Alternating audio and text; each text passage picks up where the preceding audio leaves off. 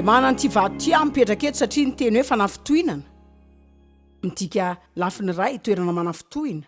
Rehefa lasa tafitohana sika, rehefa misy fanafitohinana ao am-potsika ao, na dia avy amintsika ihany azy zany, satria tena afaka atezitra amin'ny tenanao mihitsy ianao, dia afaka manana olana amin'ny tenanao. Toerana manafitohina sy mampienjerantsika zany dia zany no ilazako fa tsy mandroso tsika amin'ny diantsika miaraka aminy. Tsy afaka mitombo ara-panahy zany sika rehefa manana fanafitohinana, fangidiny, loloposy, tsy famelana ao am-potsika ao. Tsy afaka mitombo ara-panahy sika mandra-pamelantsika an'Andriamanitra anala izany zavatra zany. Zany tsy midika hoe tezitra amintsika Andriamanitra dia tsy te itiantsika izy na ito hiara-iasa amintsika, fa indrindra moa rehefa tonga eo amin'ilay teboka izay efa ela ny anarana ny teny ianao ka efa tena hainao tsara zany, fa mbola mijanona amin'izany karazany zavatra zany ianao, fa vao maika zany lasa olana goavana mihoatra ny tokony ho izy noho ny taloha. Ny teny hoe fanafitohinana avy amin'ny teny grika hoe scandalon, izay midika hoe fandrika biby izay ny zavatra kekeriny no amandriany anao. Tena tiako zany. Satana dia manao izay amandriana antsika amin'ny fandriny foana, afaka atao amainina ve zany? Ka ireny resaka ady sy atezerana, hitanareo ny ady dia tahaka ireny fifandiran-dreny, famaliana, tsy fankazona mafy, voalazana izany ihany koa ny atezeran-doza be, ary hitako hoe io sombo mamodoza be indrindra. Zany zao toreny misy olona manao zavatra toy ny tsy misy manindreny mihitsy, fa ny any anaty ao am-pony ao dia misy ireo karazana na rehefa tonga ao am-piangonana ao sika rehetra dia mitsiky, mody falifaly, dia raina ny tompo, misaotra anao Jesosy, tiako amin'ny fitiavan'ny tompo ianao, fa ny tena any anaty any dia misy fitsarana sy tsikera ary tsy faly mikasika izany ianao dia tsy faly mikasika ry. Mila manala izany zavatra rehetra izany sika mba ahafahan'Andriamanitra manao izay tiany atao amin'ny fiainantsika, ary hoy aho hoe mila manala izany sika, fa mila fanampian'Andriamanitra izany. Tena mila manana ezaka lehibe lavitra ao amin'ny fanamasiny sika, ianarana ny anam-piadanana sy iara-miaina amin'ny olona. Androany ampianatra anareo fomba dimy ahafana miara-miaina koa amin'ny olona. Nila fotoana kely mialohan'ny natokavako teto fa niteny amin'ny Deva hoe androany Deva ampianatra anao fomba dimy azy ahafanao miara-miaina tsara amiko. Ka tsy tsara ve zany? Salamo 3:30 endre tsara sady mahafinaritra raha ny mpirahalahy no miara-monina. Tahaka ny diloilo tsara amin'ny loha izay mitsororoka amin'ny somotra dia ny somotry arona mpisorona be voalohany, izay mitsororoka amin'ny morotongotra akanjony manamasina ny tena rehetra. Ny zavatra resahany eto dia ilay ositra izay arotsaka amin'ny mpaminany, mpanjaka sy ny mpisorona. Rehefa hosorana ao amin'ny fanomponan'Andriamanitra izy ireo dia maka tavoangana menaka izy ireo zany dia mandrotsaka betsaka manerana ny lohany dia mikoriana amin'ny tenany rehetra zany. Manamasina azy ireo dia manokana azy ireo hiasa ao an'Andriamanitra zany no dikany hoe ho amasinina.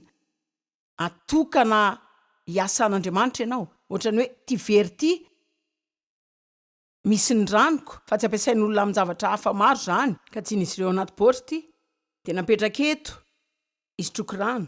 Zao baoritr'Andriamanitra nareo dia fanaka voafidiny ary nanao fandaniana betsaka tamin'ny tsirairay avy taminareo izy amampinao Kristy.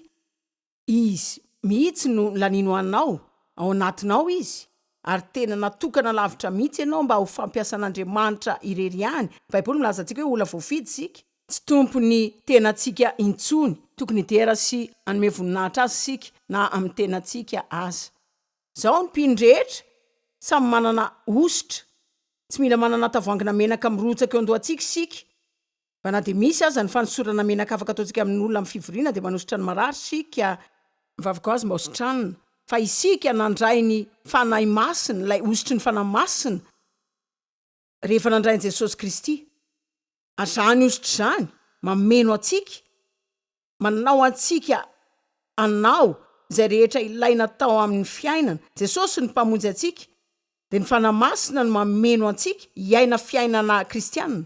Fa tsy ho amin'ny fotsiny zany hoe voavonjy dia mankany an-danitra rehefa maty ianao, fa tokony tena nakongeza amin'ny olona sika raha mbola eto aloha.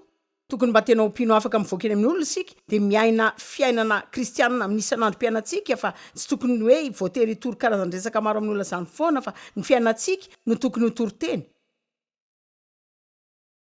Ary ny tena mahakasika amin'ny fotoana izay iainantsika ankehitriny izay mitombo foana ny kristianina zao manomboka mifangaro, fa ny ilaina ataontsika dia ny joro, tsy amin'ny adalan'ny fomba mpivavahana, fa tokony tena misy fahasamihafana mihitsy amintsika ka Andriamanitra zany nanome antsika iositra io anao antsika hiatrika zay mety olana ho sedraintsika eo manana zany ositra zany sika Jaona voalohany toko faharoa andiny fafito amby roapolo milaza fa misy ositra mitoetra ao anatin'ny mpino tsirairay avy zany ositra zany no mampianatra atsika mampianatra zay tokony ho ataontsika zany tahaka ny hoe fitarian'ny fanamasiny zany avereny hoe manana zany ary afaka ny hoe manana zany de tena hafa mihitsy zany hoe miasa eo amin'ny fiainantsika izy tsaronareo marita amin'ny anatonan'i Jesosy niaraka tamin'ny tavoara alabastara feno menaka manitra ny menaka atao anatin'io tavoahangy io de mitovy tamin'ny karama eritona eo ary misy zavatra tena lehibe amin'ny soratra masina io fa novakiny zany de naosony any Jesosy novakiny zany de nanositra menaka manitra izy ny zavatra hitako fa tsy mety takatsika de za koa tsy nentina takatra zany tamin'ny fiainako de ny hoe sika kay tena feno zavatso ny vokatry ny fanady ato anatsika ny ositr'Andriamanitra ao anatsika misy famarinana ao anatsika de misy fitiavana faliny fedana ny faretana tsarana le mepanary zavatra mafinaritra rehetra reo ao anatsika misy fahaizana ao anatsika ao ny hery famoronana ao anatsika fa ilay tavoara alabastara de ilay fipoahan'ny velany zay tokony vakina tokoa ivoan'ny zavatra tsara ao amintsika mba hanosorana azy rehefa milaza hoe vakina de aza mamely zany teny zany ampitahotra anao tsy zava-dratsy zany midika hoe ilay fikomina eo amin'ny nofontsika fotsiny le fanindrina ny ifeny fiainantsika irery de anao zavatra arak'izay ifeverantsika irery ihany fa zany tokony miteboka zay anakinantsika ny fiainantsika de anaritsika an'Andriamanitra kokoa mihoatra zay tiantsika fa misy fanekena zay tokony ho tadavina eo hoy Jesosy hoe ny fiadanako no avelako anareo de fiadanana anaty fiadanana ivelany fiadan-tsaina fiadanam-po fiadanana ara-bola fiadanana amin'ny fanambadiana fiadanana ao tokantrano fiadanana de iray amin'ny zavatra manan-danja indrindra izay ilaitsika iadina ho azonina ny ten'Andriamanitra no mampahery antsika ho mpanao sy mpitazona fiadanana sambatra ny mpampiavana fa izy no antsoina hoe zanak'Andriamanitra tsy tokony andro olokafo sika hampanjaka ny fiadanana fa lasa mpanao fiadanana isika misy olona te handray izany ve zao ianao no la hialatsiny voalohany le olona andamin-javatra voalohany le voalohany ilaza hoe za tena diso angamba aza manangana ny tenanao raha tsy tianao zany satria ho zahatoetra ianao rehefa tonga netra mila mitandrina tsara amin'izay lazainao ianao amen rehefa eto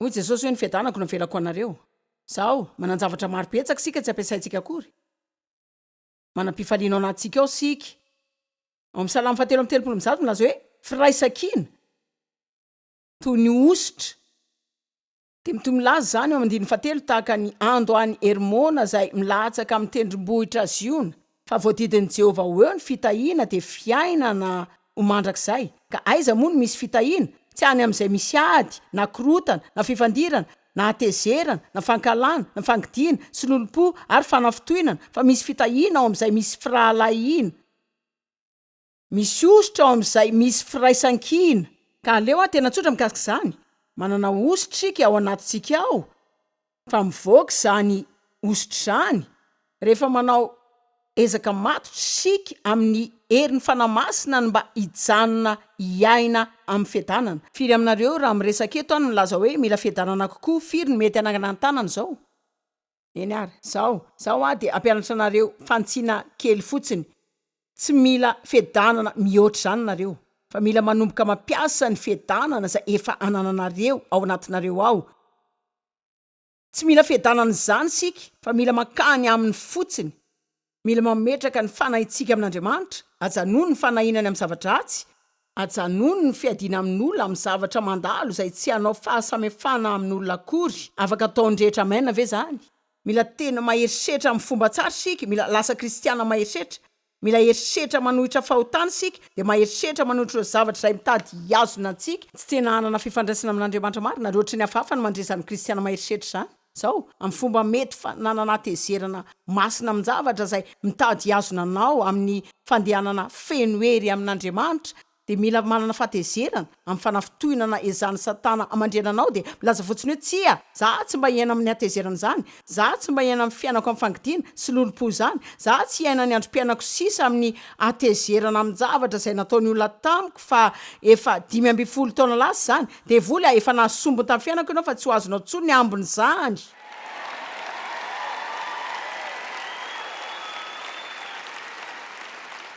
Misy zavatra tena tiako zaraina amin'ny olona fa nareo mila mamaly tongotra kely masinareo de mandray fanapahan-kevitra. Ilaza mantsy nareo tsy nanana fanomboam-piainatsara loatra mba iza moa. Ilaina lazainao de hoe zao ary mety tsy nanana fanomboana tsara tamin'ny fiainana nefa eno kely ty za efa vonona ny anana famaranana tsara. Ny fanenana tamin'ny vehivavy tany am-piantsenana eritaona teo eo tany an-tanàna ny Utah de fantany tamin'ny télé nanomboka nresaka tamiko izy avy hatrany izy de nanomboka nresaka mikasika ireo olany rehetra. De hitanareo nresaka ty zavatra tsy ty izy de zao zavatra zao de zao zavatra tsy afa koa de izy hoe tena efa natsipy tany ambany bus tany tamin'ny fiainana. De hoe za koa fa nisafidy amin'ilay bus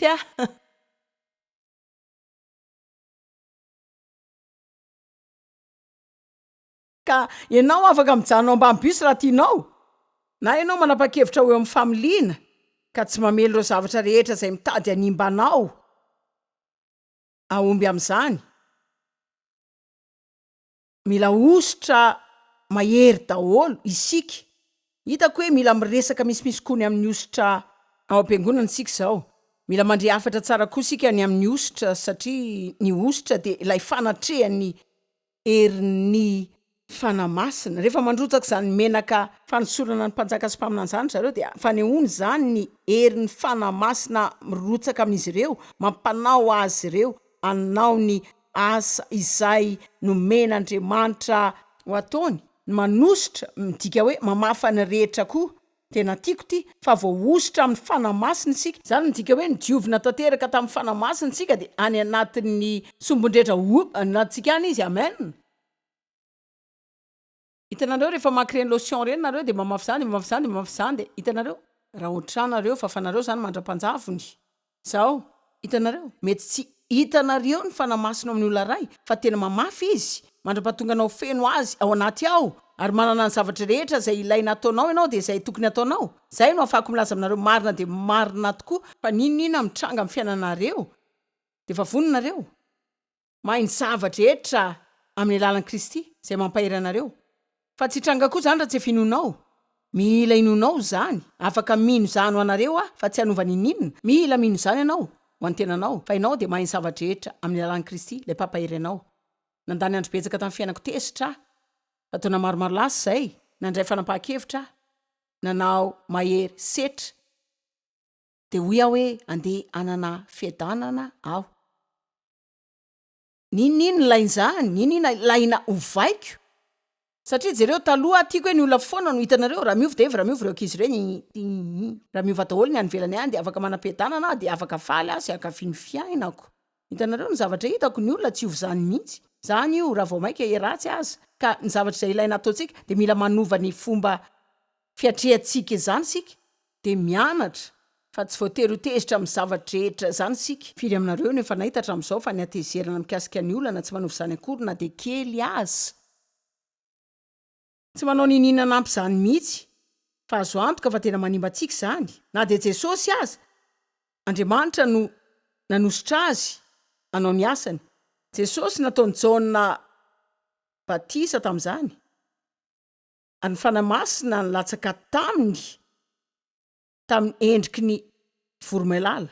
De nisy feo nidina avy tany an-danitra nanao hoe ity no zanako malalako, izy no ilay sitrako. Ny andiny manaraka amin'io nilaza fa manomboka ny asa fanompony tamin'ny olona amin'izay izy. Tena malina hoe na de Jesosy aza tsy tonga de nanomboka ny asa fanompony tamin'ny olona aloha na de izy aza tsy nanomboka nanatanteraka ny asany raha tsy efa vita batisa niaraka tamin'ny herin'ny fanahy masina. Betsaka aminareo zao no teo ampiasain'Andriamanitra fa mbola mila ny fahafenon'ny herin'ny fanamasina nareo aloha. Nametraka ositra tao aminao Andriamanitra ka raha vao manomboka manao ny zavatra nasainy ataonao ianao, izy no nanampy anao, de zany ositra zany no andrakotra anao. Rehefa voositra ianao, mandeha ny asa, de misy fikorianana. Rehefa tsy misy ny ositra, manahirana sy sarotra daholo ny zavatra rehetra. Amen. Ndao jerena ary zay manelingelina ny ositra, sika voositra tamin'ny fanahy masina, ka tsy te hanao zay mampalahelo ny fanahy masina sika tsy te hampatezitra na hampalahelo ny fanahy masina, sika tsy te anakana ny fanahy masina, fa tiatsika ikoriana malalaka tsara amin'ny fiainantsika zany ositra zany. Efesiana 4:17. Ary aza manao zay mampalahelo ny fanahy masin'Andriamanitra, aza manafitoana azy. Miresaka fanafitoana sika eto, afaka manafitoana an'Andriamanitra ianao. Tsy mahagaga ve zany firy aminareo tsy te hanafitoana an'Andriamanitra zao? Eny ary. De aza manafitoana mampatezitra na mampalahelo azy zay nanisina tomboka asianareo. Ho amin'ny andro ny arovana sy Nana Maria na ary ny azonana 1:30. De tiano ahafahantsika miala amin'ny fanafitoanana azy.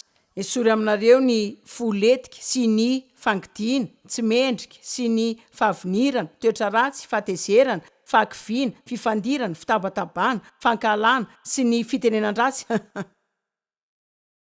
ary ny olom-po rehetra. Raha ny marina ny zavatra izay lazaina eo de hoe ny fomba tsara indrindra tsy hanafitoana ny fanahy masina de ny fanesoran'ireo fanafitoinana sy fangidiana sy hatezerana ary ny olom-po. Afaka mandeha lavitra kokoa sika rehefa mijanona amin'ny fahatezerana. Zao tsy haiko akory hoe tezitra amin'ny olona zao meo herinandro zany de jerentsika izay mitranga. Fa zavatra izay maka fanantsika amin'ny fomba samihafa zany. Zao Petera 1:7-12 soratra masina lehibe io tsy aka fotoana loatra idinana eo a.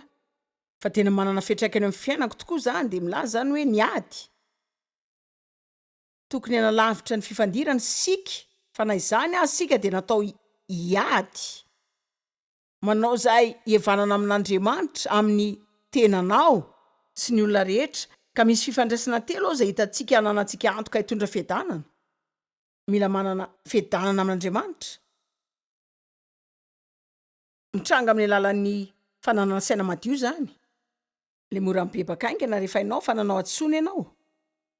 Tena hoe manao zavatra marina eo aminao sy Andriamanitra, fa tsy fananana zavatra maro zay izanao afenina foana de hitanareo fa hain'Andriamanitra daholo ange zany zavatra zany ka tsisy anto tokony hanafenana azy zany aminy. Ka an'izao ohatrany tsy mety mihitsy. Fiadanana amin'Andriamanitra, fiadanana amin'ny tenanao, fiadanana amin'ny mpiaramonina aminao. Fa te hiresaka kely aminareo vetivety ny amin'ny hoe tezitra amin'Andriamanitra. Satria tahaka izany mahafahafa ny fiainonao azy zany, be ny tezitra amin'Andriamanitra. Maninona ary izy ireo ny tezitra aminy? Tezitra amin'Andriamanitra zareo satria ny zavatra tsy mandeha arak'izay nieritreretany azy teo amin'ny fiainany. Na koa ireny hoe olo-kafa zay toy ny miadana kokoa noho izy ireny ka lasa matezitra kely azy ny amin'izany. Hitanareo za mbola ara-panahy zareo, de zareo indray ve ny voatany ho za? Fa ahoana zany? Tena tsy azoko mihitsy zany. Hitanareo, io olona io zao mpanota iringiriny haiko ireo zavatra izay ataony fa de mahazo fisondrotana ampiasana izy. De ilay ny vavahako sy ny noko an'Andriamanitra, Andriamanitra tsy nomenao akory zany. De ahoana zao zany? De mbola mitoy mankany am-piangonana ihany sika.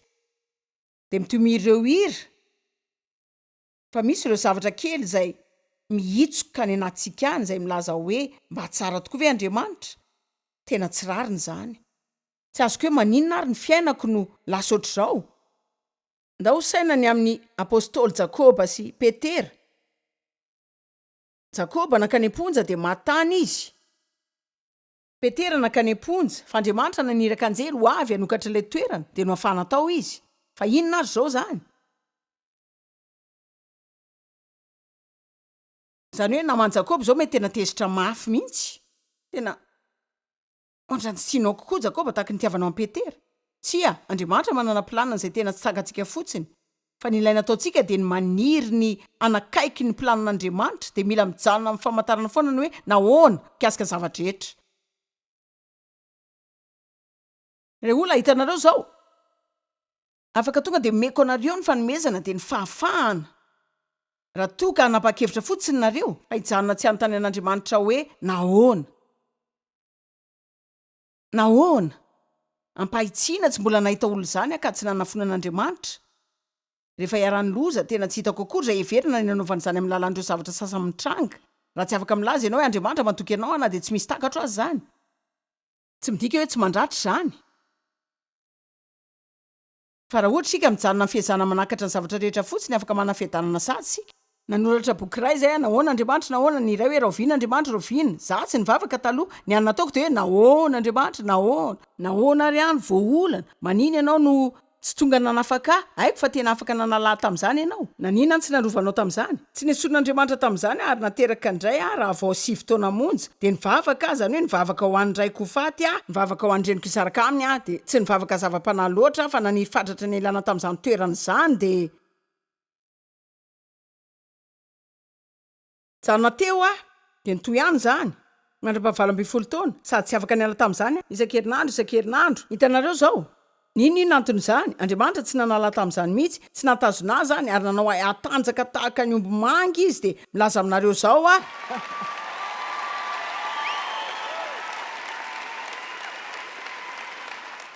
nareo zao mahita olona zay tsy te hialy zany mihitsy na de kely azy satria zany tsy mahasoanao kely akory de tsaroko nandro teo ampandrina tam'izany mbola tanora kely ny saina hoe ndra iandro any anao zavatra lehibe mihitsy mbola ivoatra de ny sainany amin'ny dadako ho asiako anao fa diso ianao satria izy nilaza tamiko foana hoe tsy mba vita nininy zany mihitsy de hoe ndra iandro any anao zava-dehibe hitanareo zao raha mbola manana kely afony fanamasina mitsipika ao anatinao ao ianao de efa manao fanambarana amin'ny devoly sady ianao fa efa tapitra ny androny aza mipetrapotsy de mahatsiaro hoe tena zany rambony amin'ny zavatra rehetra tsy zavatra tsara hitranga amiko zany tena tsy azoko mihitsy nahoan'andriamanitra nahoana rovian'andriamanitra roviana ho ianao hoe hitanao zao andriamanitra ainao zay zavatra tsy fantatra za tsy anontany anao hoe nahoana za koa aza tsy ho tezitra am'izay hoe raha oviany zany ianao manana planina ianao tsy ho tary zany ny any fantatra de anompo anao amin'ny heriko rehetra amin'ny androm-piainako sisa amen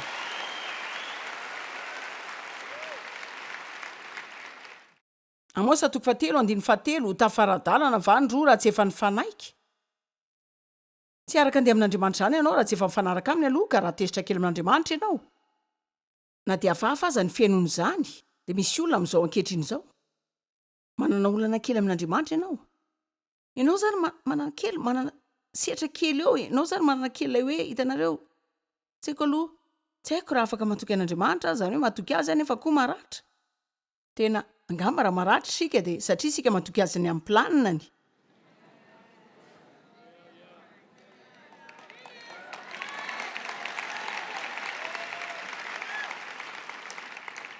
ndao jery Matteo 1:12 sika manomboka amin'ny 2 aneo zavatra malina anareo ty de tatitra ny amin'ny jaona mpanao batisa tany amponja ary rehefa reny jaona tao an-tranomaizina ny asa nataon'i Jesosy Kristy de naniraka ny mpianany izy anao aminy hoe ianao va ilay ho avy sa mbola hafa no andrasantsika zao voalohany aloha jaona efa nalala tanteraka tokoa fa Jesosy no Kristy satria izy no layray nilaza hoe indro ny zanak'ondrin'andriamanitra izay manaisitra ny fahotany zao tontolo zao izy ihany no lay nanao batisa azy sy nahita ny fanamasina nidina tamin'ny endrika vatana sy azavana teo aminy fa na de hitany tamin'ny masony azy zany rehetra zany rehefa tena tanaty ady sarotra izy de ny fihetsepontsika manomboka mikorotana de manomboka manana olana sika mandritra ny fotoana lava ireo mpianatra hafa rehetra manodidina an' Jesosy ny olona marary sitrana maty natsangana ny demoniaka nafahana jaona nefa ny farana any amponja eto fa izy lay lehilahy nandehandeha tany anefitra tamin'ny tena nefa taona maro zay ny andry ny ompialo lalana an' Jesosy Kristy zao ninino antony eo efa very nylay finoana zay tokony ho nananany foana de hoy izy hoe mba antanio kely izy raha izy tokoa lay nandrasana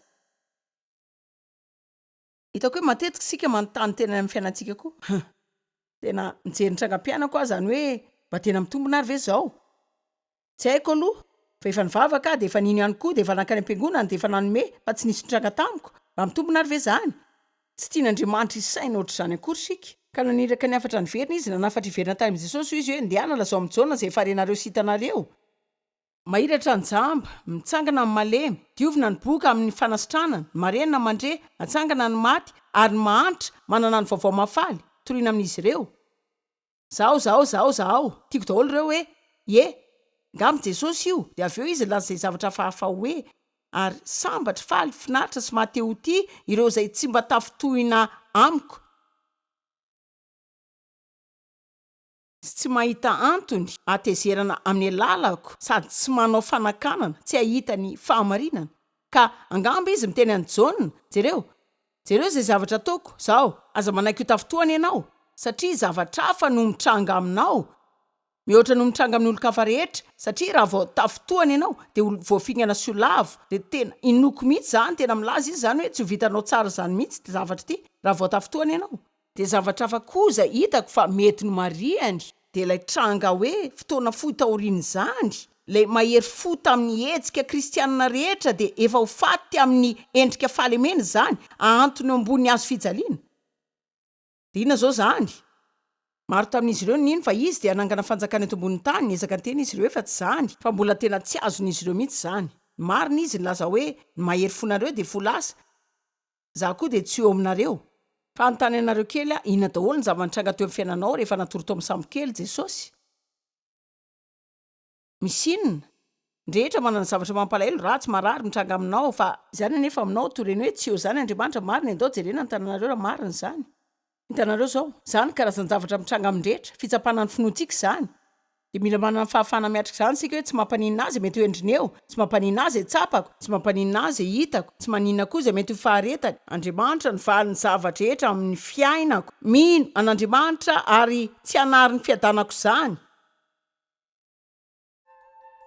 Fa na de tezitra kely de kely manify kely amin'Andriamanitra azy ianao. Avelao zany, alefaso any, alatsao zany. De manaova fihavanana tanteraka aminy.